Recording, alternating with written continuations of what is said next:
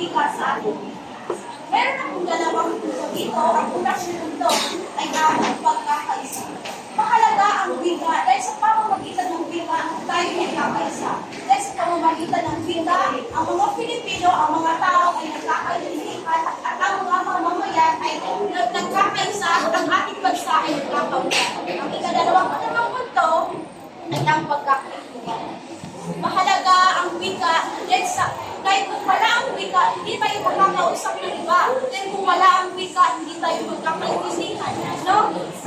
Mahalaga ang wika, mahalaga ang pambansang wika, mahalaga ang walang wika, dahil ito ang nagsisilbing ating maunawaan ang mundo at mas maintindihan natin ang mas sinasabi ng mga tao, hindi gumagamit ng ating mga wika at ang variety ng ibang wika upang mas maunawaan at mas maintindihan natin ang ibang wika. At ang gagawa naman, sa pamamagitan ng wika, mahalaga ito. Dahil ito ang tulay ng ating pagkakaintindihan. Ito ang tulay ng ating pagkakaintindihan ng ating mga Pilipino. Mahalaga ito sa ating lahat. Dahil ito ang isipin mo, dahil kung wala ang wika, hindi tayo magkakasalita.